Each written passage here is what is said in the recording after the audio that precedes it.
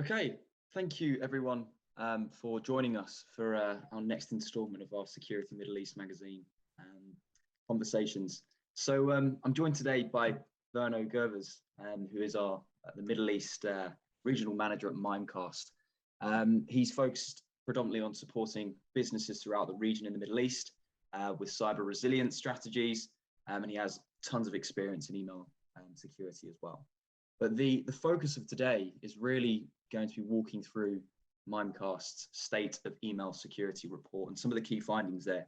And I personally have kind of trawled through the paper, and there's some really interesting insights about 2021 and moving forward into 2022. So, Verno, thank you so much for joining us today and for joining the Security Middle East magazine in this next installment. Thank you very much, Dan. Thank you very much for having me as well, and hello to all the listeners. Awesome. So, Verno, why has 2021 been the worst year on record? I quote from the Mimecast security report.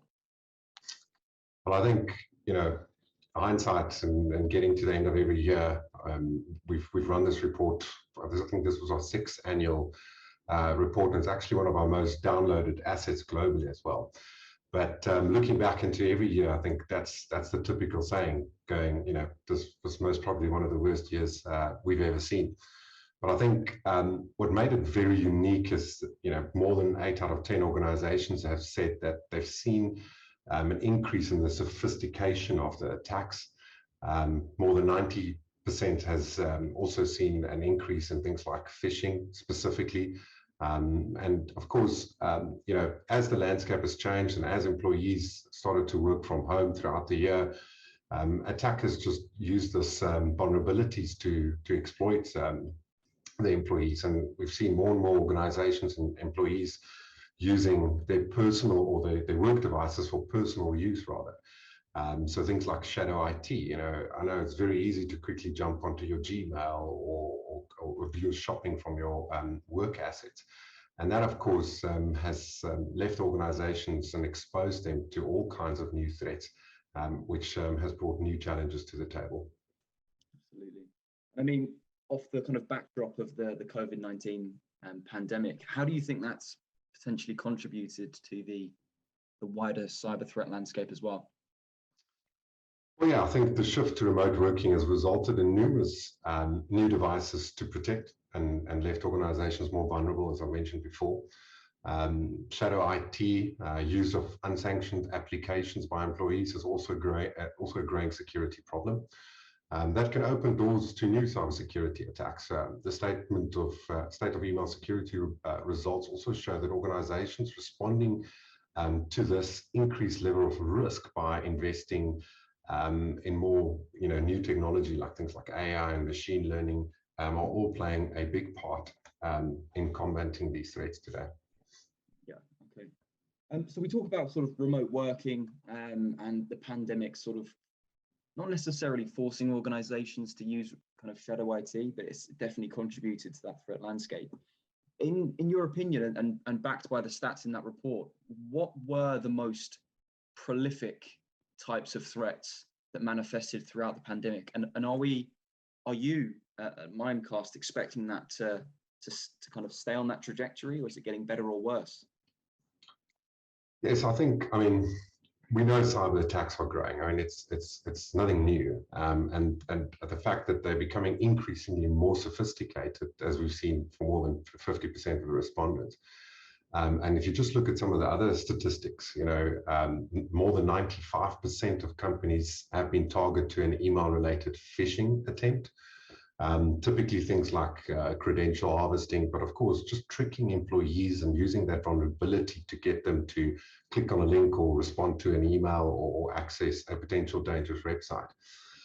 We're also seeing that more than 75% of companies were hurt by a ransomware attack, which was up 61% from the year prior. And then lastly, 9 out of 10 companies have faced business email compromise attacks. And we've seen more and more organizations rely here on AI and machine learning specifically, because your typical detection engines and the ways we try to detect these type of attacks, it's just just too difficult, and they become far more sophisticated. So the moment you have something new to prevent this type of attacks, something else has already been launched at the same time. So you've got to try and, be ahead of the curve, which is always difficult. It's a bit of a cat and mouse game in the end. But I think ultimately, the thing that really stood out was phishing specifically. Yeah, I mean, phishing is constantly on that upward trajectory in terms of sophistication and penetration into organizations. So it's always a challenge for the clients that we work with as well to overcome that. I mean, what kinds of defensive or proactive strategies are you seeing becoming more popular, and what sort of technical or process or people related strategies can organizations start adopting? Yeah, and I think it's always been a sort of a $1 million question at the same time. But over time, there's loads of different sort of technical capabilities within different solutions that solve for this, and processes become a lot more sophisticated. But I think, first of all, a defense in depth strategy is really important. A lot of organizations have accelerated their digital transformation. And if you think about it, if you were in an on-premise world and you had Microsoft Exchange for your email, you had a certain sort of perimeter to look after. But when you move into an Office 365 world or in a Google world, that entire landscape changes. The whole threat landscape is quadrupled, and there's so many more tools and collaboration tools that you have to use, but it exposes the organizations to different threats. So making sure that you have some form of a defense in-depth strategy or a layered approach when it comes to security. We know there is no silver bullet. So you can't, you have to look at new tech like AI and machine learning. I know it's very much a buzzword, but the report has definitely showed some big improvements on what organizations have seen when they start to deploy AI and machine learning. Also, making sure you have some form of a cyber resilience strategy built into that. Given that there is no silver bullet, you need to be able to be prepared. If it does happen, how do you ensure you've got access to your critical data? How do you ensure you can respond to your customers and suppliers, and how quickly can you recover from that? Another part of the process piece talks to things like, you need to be able to protect, detect, respond, and recover. And that, once again, just ties straight back into the cyber resilience strategy.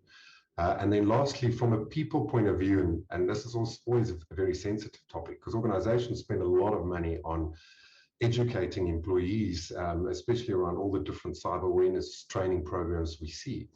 But most of them are ineffective. Employees don't engage the way they want them to engage into the content that they're delivering. And when they don't engage, they don't learn. And when they don't learn, you run your phishing simulation and test, and you can just see that is evident. So just making sure you've got some form of a cyber awareness program that, engages the employees. You can test the sentiment and the knowledge around that as well. I mean, there's lots to unpackage there. I mean, you've mentioned AI, security, education, training and awareness, and some process-related content there as well. So, I mean, just looking at the paper, there's a massive area dedicated to ransomware. And I think, in my opinion, it's unavoidable to not talk about it. Why do you think ransomware is so popular still? And have you got any insights about how it's kind of adapting and the future for ransomware as well? And I think, if you think of any attack like the phishing and ransomware, if it's on the up, it's because it's working, right? If we're seeing more and more sophistication being built into it, it's working. It's the same concept goes for spam. Spam is unsolicited email. It's not dangerous, but ultimately, you still see it day to day because it is working. So ransomware is definitely growing rapidly. Perpetrators have refined their malware methods within an attack. We've seen 75% of companies were hurt by ransomware, according to the latest results. As I mentioned earlier, that was up 61% from the year prior. And I think, it also talks to a report we have called the Mimecast 2021 State of Ransomware Readiness, where 80% of executives or respondents reported having been attacked by ransomware. And what's quite interesting though here is that 64 or more percent of the victims felt compelled to pay the ransom, yet close to 40% failed to get their data back ultimately. So I think another big challenge here is more than 1 in 5 organizations experience a week-long outage when it comes to ransomware. So, ransomware is definitely one of those that it has devastating aftermaths, especially if you don't have backups of data, you can't recover, you're running downtime during a ransomware attack.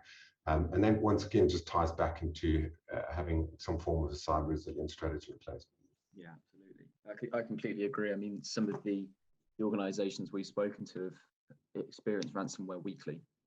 And having a robust resilience plan in place, it's definitely key.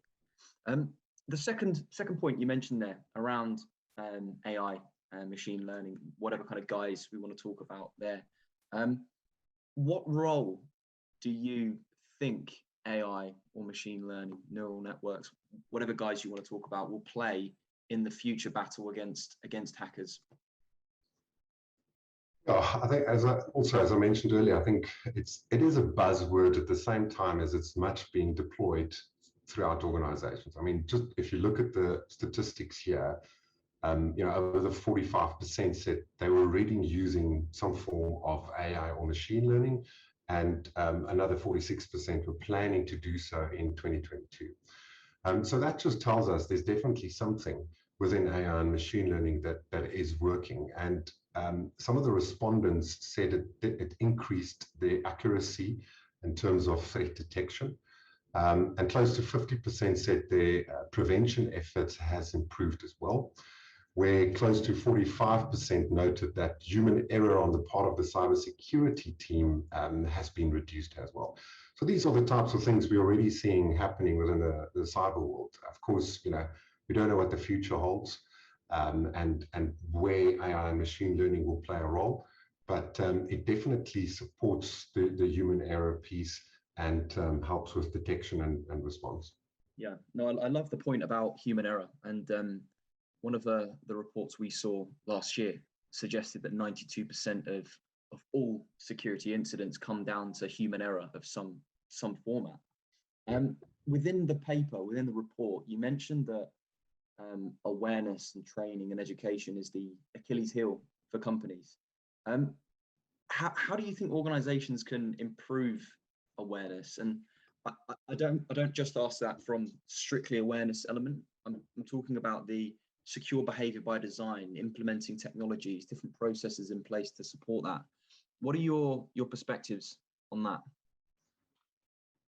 Yeah, I think there are multiple sort of frameworks and processes and things you can use, things like zero trust. But ultimately, when you think about awareness, and like you said, this is your last line of defense.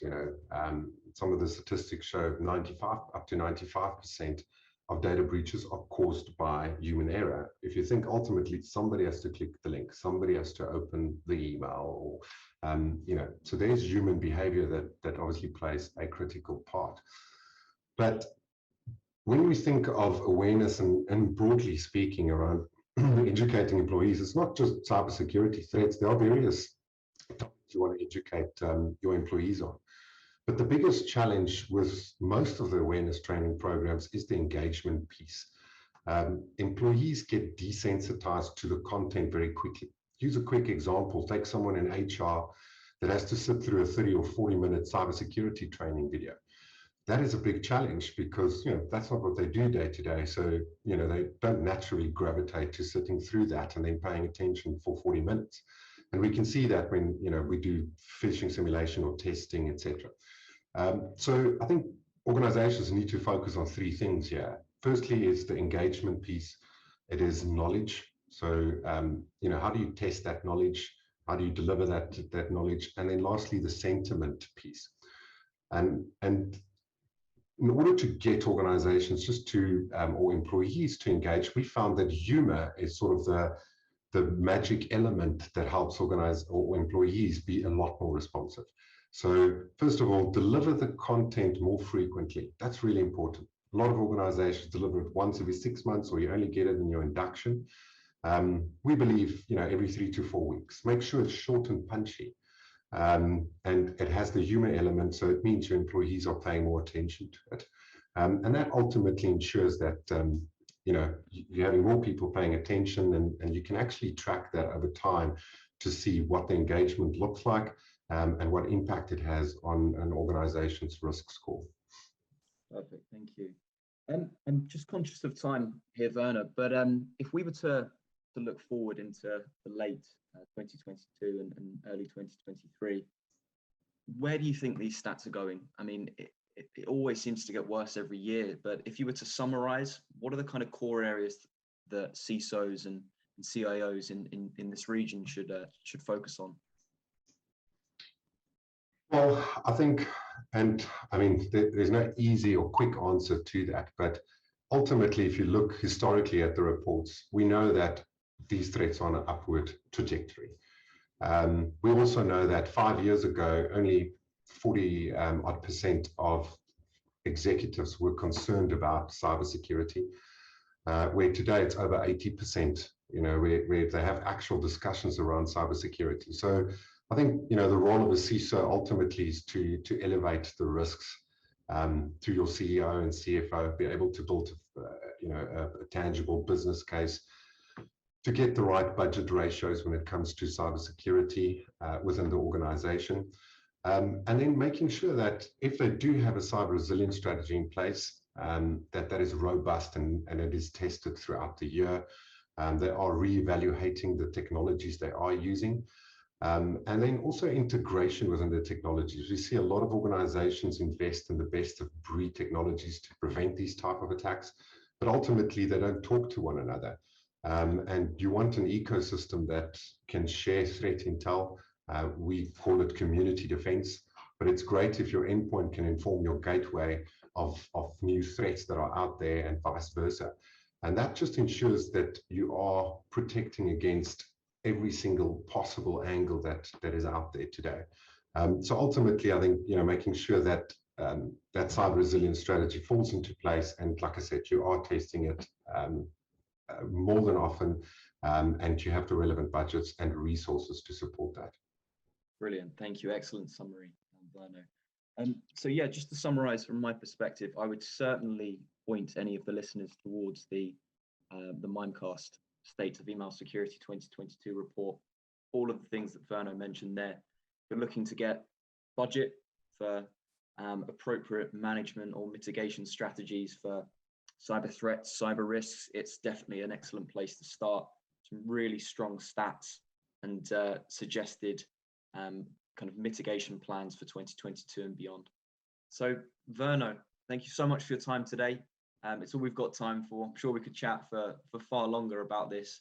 But yeah, thank you for your time, and thank you to everyone for listening to the presentation today. No problem. Thank you very much, Dan. Appreciate the time, and thank you for all the listeners. Have a good day.